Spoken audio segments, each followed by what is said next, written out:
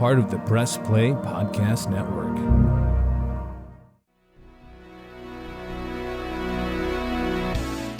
Iguodala to Curry, back to Iguodala, up for the layup. Oh, blocked by James. It's over.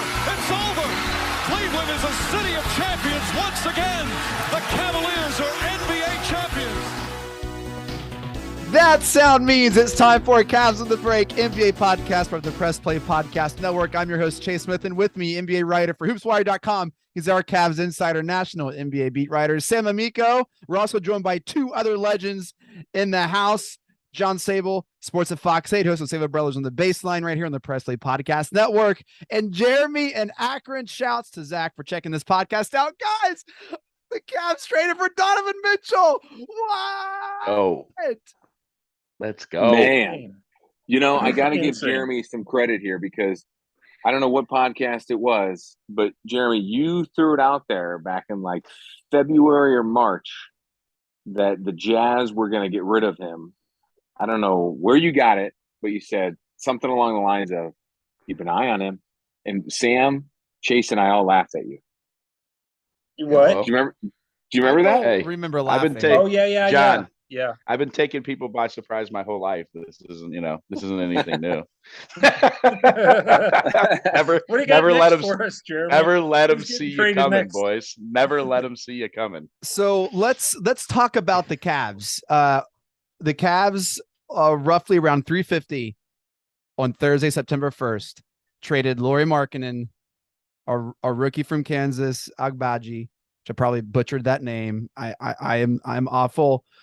Colin Sexton, 3 unprotected first-round picks in 25, 27, 29, and pick swaps in 26, 28 to the Utah Jazz for 3-time NBA All-Star Donovan Mitchell, Woj bomb of all Woj bombs. Where does this put the Cavs in the East? Let's just jump right to it. Hype train, all aboard. I think the Cavs are final contenders. I really do. And someone needs to talk me off this because I'm just full steam ahead here. Okay, I know what Sam's going to say. I don't think they're final contenders just yet. They got to prove me otherwise. Now, a trade isn't just going to make me think they're going to be instantly top 1 or 2. I think the Cavs go from a 7-6-5 seed to a 4-3 seed this year. Oh. Next year, you could see that jump.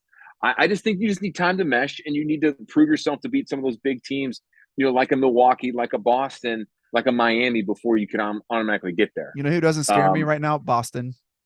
Well, no, Boston doesn't scare me either, but I mean, they're a perennial team that experience there. And it wouldn't shock me if the Cavs became a finals contender, but I think that expectation may be a little too high on the hype train, but we can't expect only 2 anything players less in from the you, East Chase. that I'm concerned about are Jimmy Butler and Giannis Antetokounmpo. That's it. Butler and Giannis, and that's it. That's it. Sam is quiet. Jeremy is nodding in agreement with me. Like I am. This is all curious. Aboard. Let's go. Finals. Here we come. I'm curious. John said he knew what I was going to say. I'm just curious what that is. You were going to agree with me. Oh, yeah, I always do. No, I do. I don't think that. I think theoretically they could be, on paper, they could be a finals contender, but you have to see how it plays out. I think there's a lot of reason to be very excited about not only this year, but the future, just as we were excited about it before. But guys, look at this. I mean, you're talking about you have 3 All-Stars now coming back, three returning All-Stars in Mitchell, Garland, and Allen. You have a guy who really has a lot of All-Star potential as soon as next season in Evan Mobley. And then, oh, by the way, and I know he hasn't meshed yet, but he's played 19 games. You have a guy in Karis LeVert who scored 42 points in his final game with the Indiana Pacers. So you have a ton of firepower here, and it's going to be up to JB Bickerstaff to figure out how to use all this. I'm sure we'll talk about it, but do you bring LeVert off the bench? Is this the year Isaac Okoro becomes a reliable glue guy? So there's so much at play here. But yeah, I think that they are in the conversation way more than they have been, obviously, at any time without LeBron and probably 30 since the Mark Price, Larry Nance, Brad Daugherty era.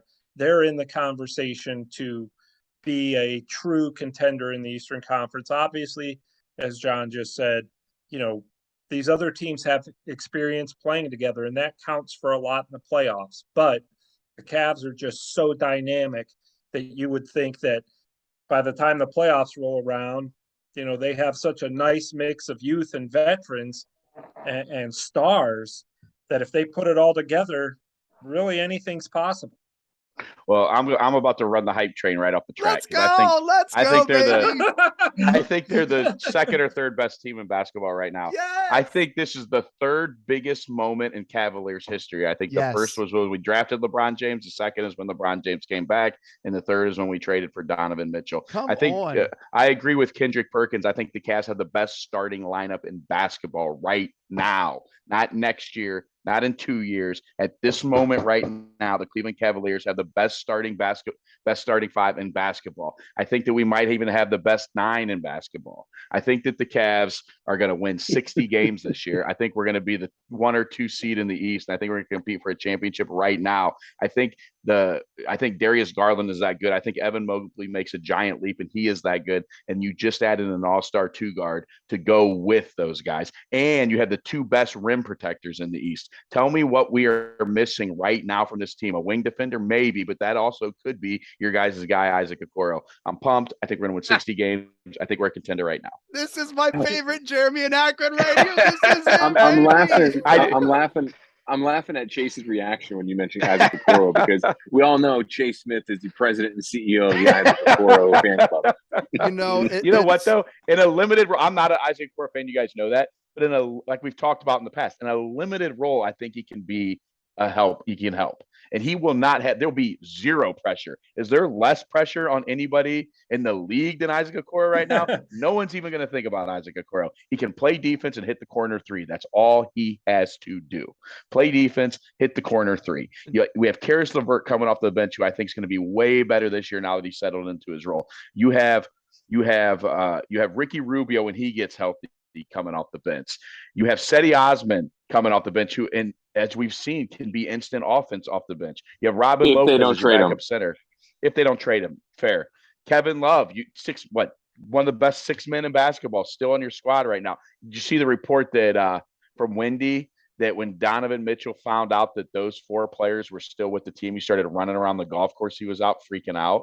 Right. Yeah. So I heard that. That was the report from Wendy. I thought that he was running around on the golf course because Isaac Okoro. No. Was that Chase?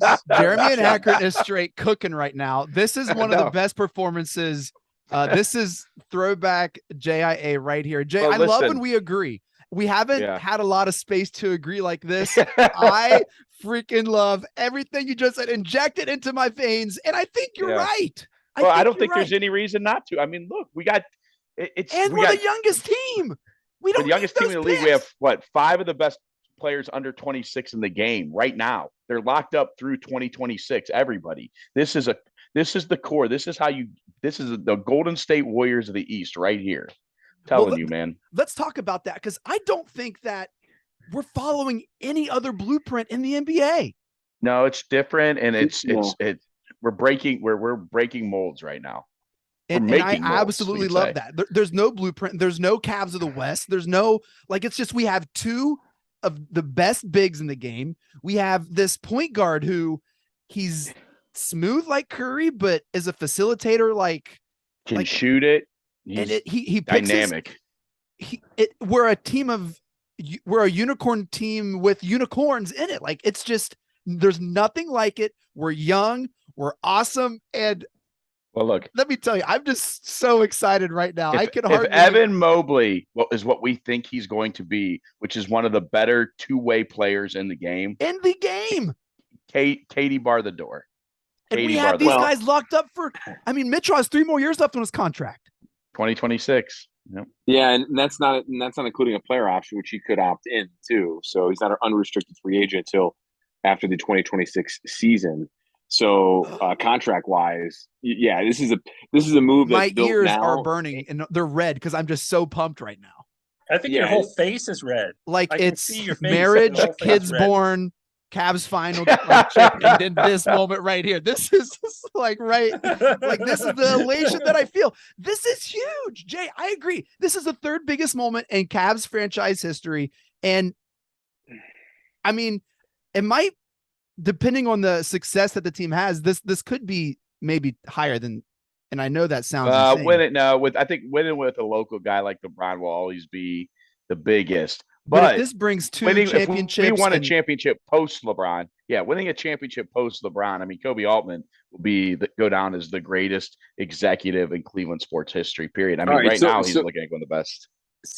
So let me chime in here real quick. I don't know. I'm not ready to tout this as the third greatest moment in franchise history. It's okay. I am of ourselves. Okay. Now I will say this is one of the three best trades this organization has ever made involving big names. First one being Sean Kemp in 97, and then Kevin Love in 14, and then this Donovan Mitchell in 2022. If they win a title, definitely could be top three. I mean, there's other moments that brought this franchise to different levels way before LeBron era that would be in that conversation. But I get all that kind of stuff. And I know we're all just talking here, but listen here. You have an opportunity here with this team, and I know you guys are going to agree here. You take a leading scorer of a team that used to be 2 years ago the number one seed in the Western Conference, 3-time All-Star, continue on the rise, a shooting guard that can make, create his own shot, and can score at will. And you pair him with one of the best, if not the best, young point guard in the league, in Darius Garland, with those two big guys in Mobley and Allen. You have to make that move. And anyone that was saying that the Cavs gave up too much, they don't know what they're talking about. No. Because as we all know, draft picks don't mean anything. They're hit or miss in a lot of ways. And that's down the road. It's funny. Can we all agree that Cleveland is the city of Cleveland just loves draft picks? My gosh. Way too much. It doesn't matter if we're talking about the Browns or if we're talking about a young prospect with the Indians or Guardians in the past. We love to worry about the future because we're always talking about, waiting for next year because we don't win anything. Well, we won something in 16, and we got to get in that mold. Not us, but fans in the city here got to get in that mold of win now. Screw the future if you can win now. And this move is going to do that for them. And you got to make that move. And when it's talking about Colin Sexton, we've all known that this was not a sure thing he was going to come back. Sam, you've been writing about it all summer that he wanted X amount of money. Cavs aren't giving it to him. Ochai Agbaji, it's funny. We were joking at work. I was telling this to a couple coworkers of mine. It took us a week to finally know how to say his name after covering him in the draft. And it took us a week to finally memorize how to spell his name. And now he's gone. But which I still love more than a week. Still loved the pick. Yeah. Here's the thing about that pick too is the Cavs really never even.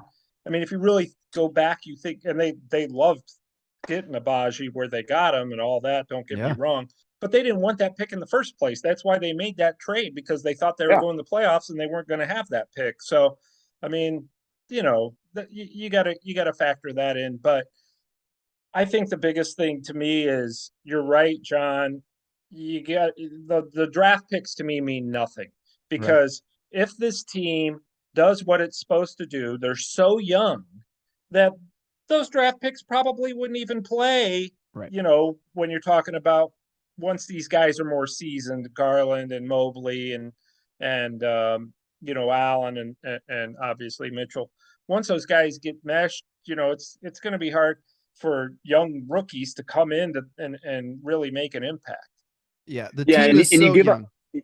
He's so young, and you give up someone in Markkanen who's actually killing it right now in Europe. By the way, he's playing his best basketball in his career in the EuroLeague this summer. But you're giving up a guy like that, who, if you think about it, the contract almost helped make this deal because the Cavs gave him that big deal after that trade for Larry Nance a couple years ago.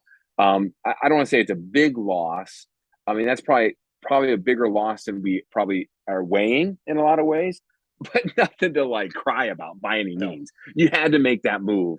The funny thing is, giddy right now. I am just I don't know. And Sam, you can maybe shed some light on this, but I think it's hilarious that the real loser in this trade, it's obviously not the Cavs, it's not the Jazz, Knicks. It's the New York Knicks. Yeah, I mean, they completely botched this and gambled this, thought they had him, and got a little cocky about things, and then Cavaliers came in and swooped them in, and now they're just got what just happened. So this is kind of the timeline that John's talking about. The Knicks declined to trade for Mitchell on Monday. In July, the Knicks, this is all from Woj, the Knicks offered in July RJ Barrett, Obi Toppin, Mitchell Robinson, and 3 unprotected firsts. And that was shot down. And so the Jazz, almost kind of like in spite, went back to and they re-engaged conversations with the Cavs, and they reassembled this trade that they had been talking about and just kind of like made it happen. Sam, I can tell you're just like a fountain of information you want to share with us. Well, Kobe, once the Knicks, they almost signed RJ Barrett to a contract extension out of spite, to show the Jazz, okay, if you don't come to a deal with us, we're going to sign our guy to this contract and you're not going to be able to make a deal for him. And when they did that, that immediately stopped the trade talks between the Jazz and the Knicks. And then, as we saw Woj reported, Kobe Altman, the Cavs removed themselves from consideration. They've been talking to the Jazz a little bit, removed themselves from consideration on Friday. And when the Knicks and the Jazz talk stopped Monday, Kobe called Tuesday and was like, hey, let's revisit this. And then here you are 48 hours later, you have a deal. Happening. And I don't know if you guys saw the quote that another general manager gave me last week about Kobe Altman, saying the guy is fearless. He will go out and he doesn't care about, what people think or what they think's going to work. He will go out and make these huge deals. This isn't his first huge deal. I remember 2018, I think it was, when he traded Isaiah Thomas and Derrick Rose and all those guys and got him, traded half the roster. Yeah. I mean, so this is not uncommon for him. And clearly he thinks this is something that, this is going to take us to another level. We all agree that on paper, certainly it will. Put it this way. When I came on this podcast, I was really excited for the Cavs, but now I feel like I'm like, mundane compared to you and Jeremy. I feel like, boy, I guess I'm not excited. But no, I think it's a great deal, and I think it's, it does put them in the conversation, which to come out of the East. If everything meshes. We've vaulted over teams like the Hornets, like the Hawks, like the Nets, like the Bulls, all those teams. All of a sudden we are in the Bucks, in the Celtics, in the Heat conversation. Like we are in that tier without a doubt, and without playing a single second of Cavaliers basketball, we are in the tier of NBA champions. And our project, you didn't say we're the same as the Hornets and the Hawks, did you? No, I said we just leaped over those teams. Oh, no, you're right. Okay. You're right. Our projected starting 5 averaged 89 points a game last year. Just our projected starting 5. Just the starting 5, right? Yeah. Right. Yeah. And they've done some really nice things defensively. Greg Buckner, the associate head coach, they gets a lot of credit for that. Yeah. The fact that they've really improved defensively is really going to be big when it comes to playoff style basketball. Jay, do you have Donovan Mitchell splits in front of you? Do give me one more second. He averaged 26.9, 5.5 assists, like 85 from the 4.5 line, rebounds, like 38 from the 3. This guy creates his own shot. He has playoff experience, which. Garland can create his own shot as well, right? Like he is a shot creator. LeVert, obviously a shot creator.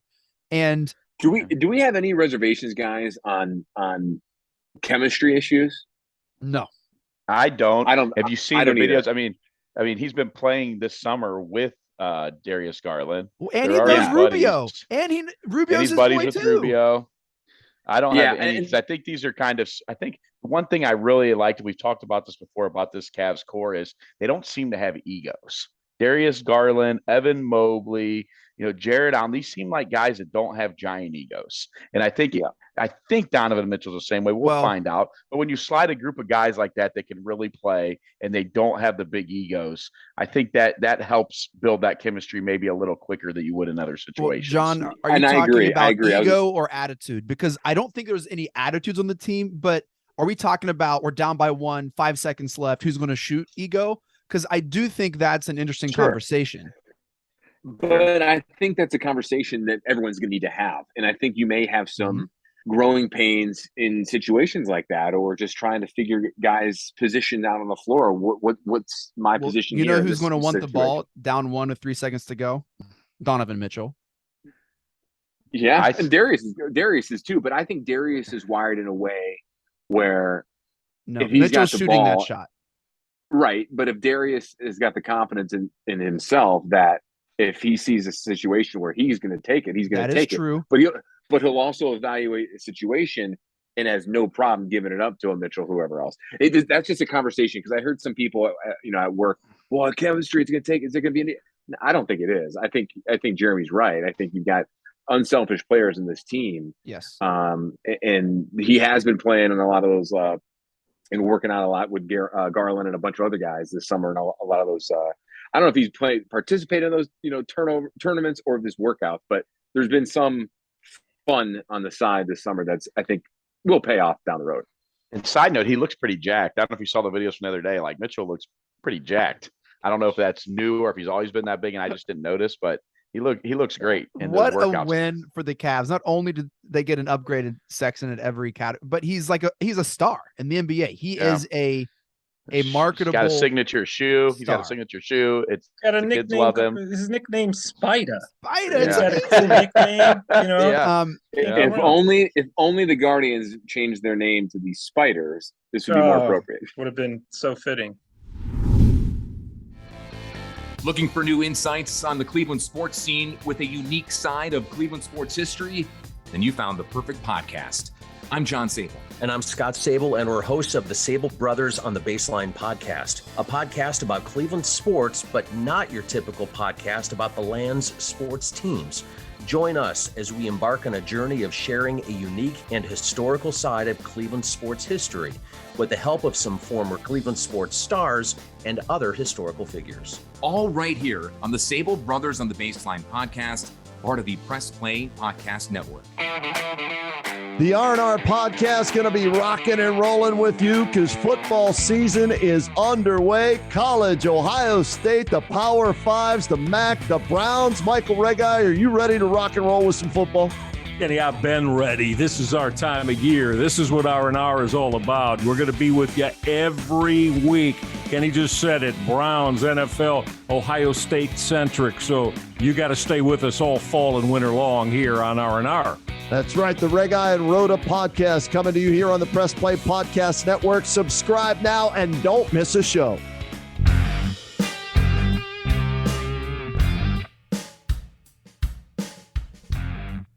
Hey everybody, I'm Gary. And I'm Jason.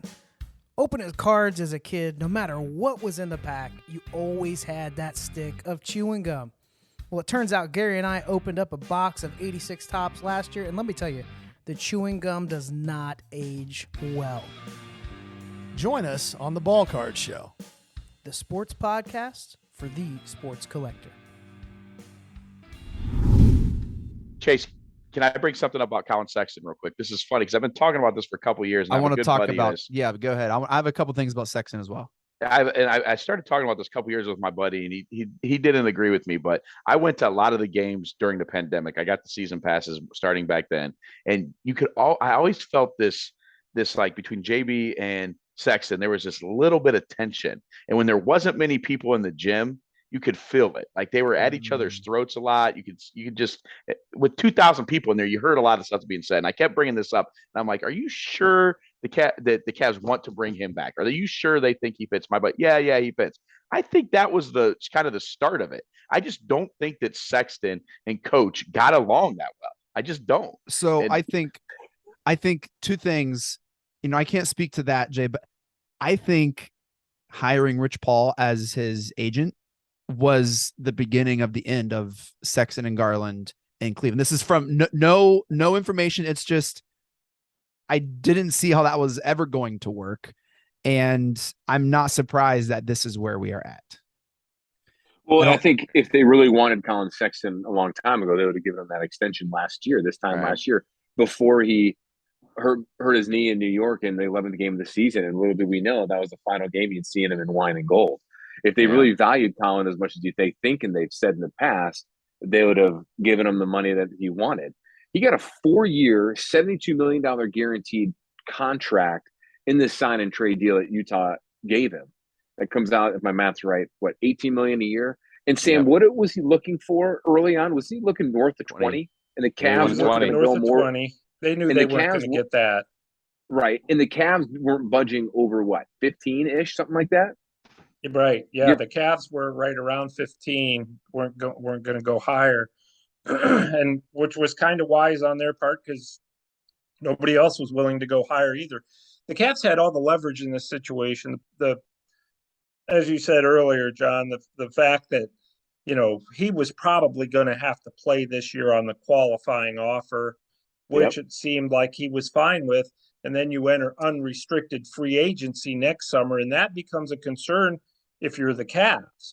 We're either going to have to way overpay him in unrestricted free agency, or we're going to potentially lose him for nothing, or we're going to get into one of those big complicated sign and trade things where you're not getting a player back who's like Donovan Mitchell. So, I kind of felt like, when the Cavs and Jazz were talking before, the big thing was Sexton, and I knew Markkanen was brought up a lot, and I knew Kobe was hesitant on Markkanen because who didn't love the triple towers last season, right? Yeah. But you're talking about a player like Lauri Markkanen, who's a nice player, and did some very nice things in Cleveland. But you're talking about a guy who's made the All-Star team the last 3 years, is a very dynamic guard, and can lift you to new heights with this current core. He's never played with a point guard. He's never played with a point guard like Garland. Never played with a big man with the skills that Mobley has. He's played with Gobert, but very limited offensively. Mitchell had to carry the offensive load a lot in Utah, like a lot. Yeah. And he's going to enjoy not having to create every single play. And I saw whose team is this, John? Whose team is the Cavs right now? Whose team is this? That's important. I still think it's Darius Garland's team. All three he got that max. Yeah, he got that max deal. They absolutely love him. He's embraced the city, embraced the community here. The entire offseason, he's been on podcasts raving about the city of Cleveland and the organization, saying how this feels like home. The minute he got drafted, he needs to come on this podcast. Just felt like it. He does. Shameless plug, DG. Have you asked? No, I have not asked. I'm still working on a point guard from the 90s to come on, and I'm working my way through the years. Well, that's a good segue too, because I was texting today with a point guard from the 90s, Craig Elo, and he absolutely loved this deal. He told me that it reminds him a lot of the Kevin Johnson trade in the early 90s. And Sam, you're shaking you're nodding your head. You remember that? It's in my dribbles. Was it? Hey, okay. yo. I just posted it right before the podcast, so I didn't expect you to read it. That's how good of a reader John is. That's how big of a fan he is. He's tracked your computer and he reads it as you type. You just kind of mentioned for our younger listeners out there, and Sam, you can kind of break down that quick trade, but it was, the Cavs traded away Kevin Johnson, a known commodity point guard, and not at the same skill level as a Donovan Mitchell or someone like this. Who else did the Cavs send there? Mark West? Yeah. And they got Larry Nance from the Suns, and was that move. And Mike Sanders. By the way, as a kid, I couldn't stand Mike Sanders. I didn't like his game. And then the Cavs picked him over Del Curry in the expansion draft with the Hornets, which was a blown call either on their point. Anyways, I digress. He basically was texting saying that move back then was a position where that moved the Cavs, that needle, to a perennial playoff team, a team that people around the league took them seriously. And I thought that was a very interesting comparison, because it's hard to compare trades from 30 years ago, especially when you have a trade like Larry Nance, who's a big guy, and Donovan Mitchell, who's the who's a guard, but it's very well known and makes a lot of sense. But to answer your question, I know we kind of backtrack, Chase. This is Darius Garland's team, and I think Donovan Mitchell will know that. But back to the attitude thing, these guys are unselfish. I mean, we all see it so far, at least. I think they'll buy into it at some point, if not already. I'm absolutely thrilled. I think it's Darius Garland's team as well, but I do think it's worth keeping an eye on, who gets the ball in the last shot. I do think Garland will, like you said, John, assess and make the best decision, but I think Garland's going to, I think Mitchell's going to expect the ball, and it'll, I don't think it's going to be a bad attitude. And I don't know if you want to call that an ego. We'll see. Yeah, call it whatever you want to call it. You know what I mean? You just got to see where it's going to go. Yeah. Here's my question real quick. I'm going to pose this to you three. And as we're thinking about this and giving up marketing, do you think the Cavs make another move to get another size? I know they got Brook Lopez. I don't know how much you're going to depend on him. You lose a big in market, and that was huge because you still have Love. You still got, obviously, Mobley and Allen. But do you still think, Sam, they're missing something there, or they're going to address something in terms of maybe not necessarily a secondary trade, or there's not much left of free agency, and obviously the draft is behind us. But do you see them making some type of move, especially with Cedi Osman? They're at least have been still shopping, but had no takers. Yeah, I think if they do make a move, it would involve Cedi, but I think they're more likely now to just come into camp, see how this plays out, and if they do make a trade, it would probably be clearly, in my opinion, be lower level type of deal that would involve somebody like Cedi, but or maybe Raul Neto or something once Rubio comes back. I think that there's always the possibility you make a low level trade like that. But I think, frankly, if they're going to make another deal, it won't come until the season, until they've seen this play out a little bit. Maybe they might want to grab another shooter, consistent shooter from the wing, and can you get that by moving Cedi for a couple picks and then signing a veteran? Yeah, so maybe that's something that they might do, is get, another guy who's kind of like, and I'm not saying he's a target, but a guy like a Wayne Ellington, who's just an older guy, come in, knock down some shots. Everybody knows Terrence Ross from the Magic is available. I think he's probably a little too much for them, but yeah, they might go out and get a low-level veteran guy who's known for being able to knock down perimeter shots, playing 10, 12 minutes a night or something. But no, there's certainly no urgency on another move right now. I think that they're pretty well set. And they, look, they'll give Cedi another shot. That there are worse things in life than that happening. So, I think the team we have right now, the Cavs have right now, is the team that we're going to see in training camp and to start the year. I think they're expecting Caleb to play the level he played last year from the perimeter. And I think I would expect Mobley to maybe expand his game away from the basket a little bit more. Which he is working on. All accounts are that is his big focus on the offseason, is becoming a more consistent 3-point shooter. So, yeah. So, hey, can we talk about Isaac Okoro just for one moment? I've held off. I've been waiting.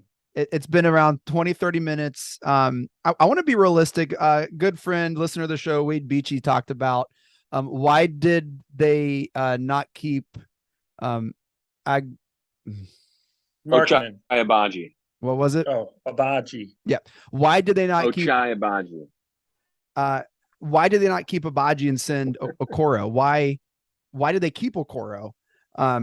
And I thought that was a great. Do you know if that was ever an option, or like what was the reason for that? I think the Jazz wanted Agbaji over Okoro. Right. Yeah. There's more of a market for Agbaji than there's for Okoro. Right. Exactly. And look, guys, and I put this in my column too tonight. Darius Garland made a huge leap. Obviously, we all saw it from year 2 to year 3. And I think that Isaac Okoro can, you got to give him this season and see what he can do. I will. He might be the perfect glue guy. I mean, that's going to be his role. Can you be the perfect glue guy next to these other 4 stars? and he's going to get an opportunity to do that. And I really think that a lot of times, we rush a judgment on guys after 2 years. I think a lot of people did that on Garland, and I'm not saying Okoro is going to be an all-star. That's not, that's not what the Cavs even need. Yeah, I know you will. No, I didn't even think that was an option. Like, I was like, well, of course the Cavs wouldn't trade Okoro. And you guys are saying, no, it's because they didn't want Okoro in the trade. Yeah, well, I don't think it was, I hard. thought that was a non-negotiable for the Cavs. Because they wanted a younger guy and kind of, kind of the unknown. Maybe Abaji will be a star for them. You never know. They don't know yet. Well, the Jazz were trying to tank, and they know Okoro wouldn't let that happen. He would put the Jazz on his back, and he would have carried they'd be the 9 seed playing in. A guy that, if you guys remember months ago, I said a guy that I thought Isaac Okoro could become would be a Bruce Bowen type. And now he's in the kind of lineup where that could be his role. A guy who can hit a corner three. Bruce Bowen was a 40% 3-point shooter for his career. He was NBA Defensive Player of the Year 1 year, and he made the NBA All Defensive Team like 3 times. That is the role I see for Isaac Okoro. And now he's in a lineup where that could really be his niche. And if that's what, if he buys into that role, I think that's something that he could do. And we'll see going forward. I love it. Well, I'm glad he's. And that's a good thing, Jeremy, you bring that up, because if they are starting to realize that they cannot make him into an offensive threat, the biggest knock on him heading into last year was his offensive game needs to evolve. He needs to take that next step in his development. Well, it really didn't at a consistent clip. And there were times when he wasn't on the floor, his minutes dropped. And there were times where his minutes were like maybe 30 minutes and he's only scoring 4 points, or, he was a ghost out there a lot of times. I don't know if it got in his head. I don't know if it was scheme or what, but let's assume you're right, that they like his role in being a guy that can hit that corner three, when the moments counts, and can be that lockdown perimeter defender, because that's his strength. If that's the case, they finally may realize that. And so now you don't need him to score, because you do have that extra scorer now in Mitchell. And that's going to take a lot of pressure off. And now he's going to relax. And now his own personal and strengths that he has could flourish in that way. I think that's a very good point. And I think that could very well be the case. There was no market for Isaac Okoro. Cavs couldn't trade him. Ochai Agbaji has way more upside, even though, I don't know, Jeremy, look it up real quick. Older. I'm not in front of a computer. He's older.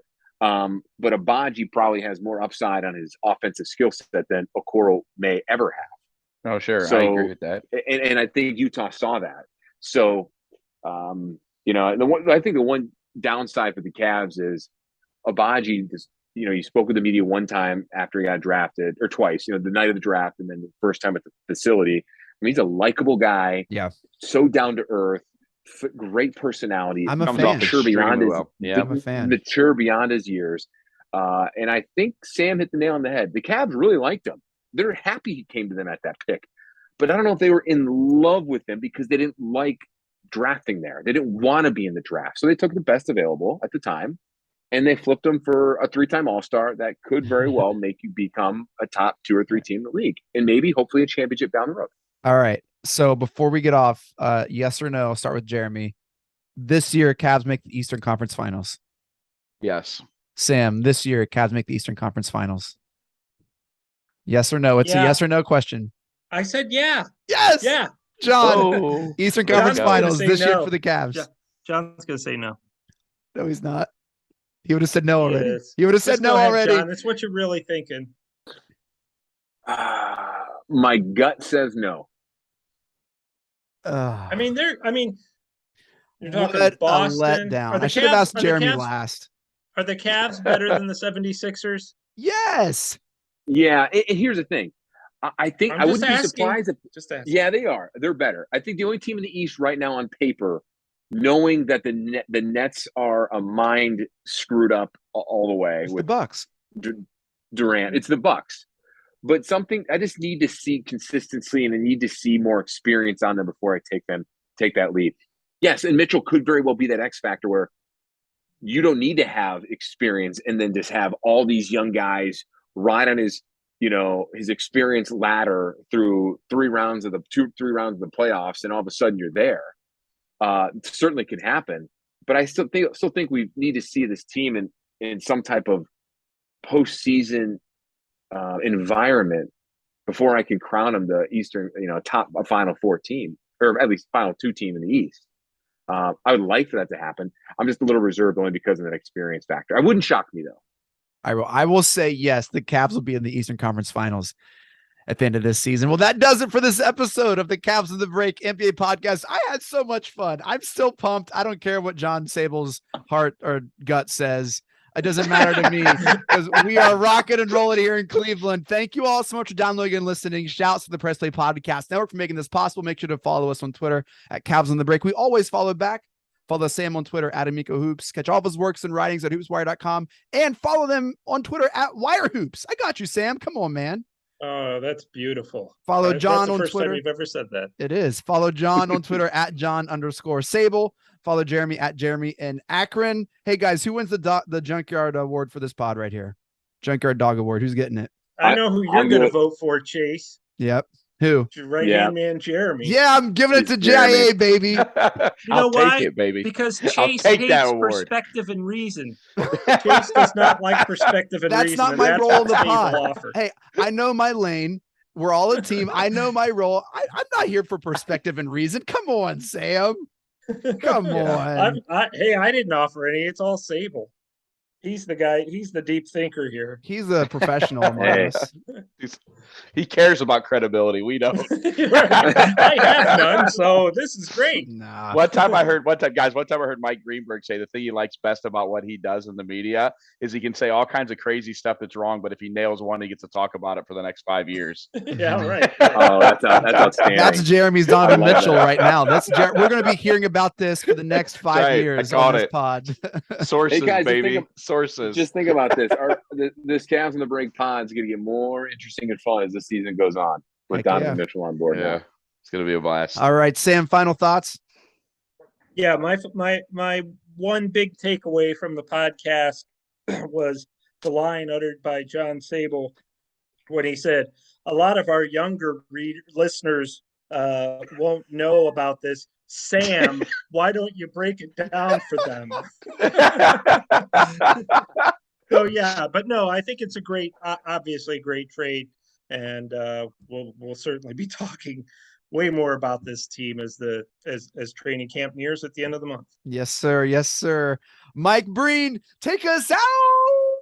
Congratulations, Cleveland. Your decades-long wait is finally over. The Cavaliers are NBA champions.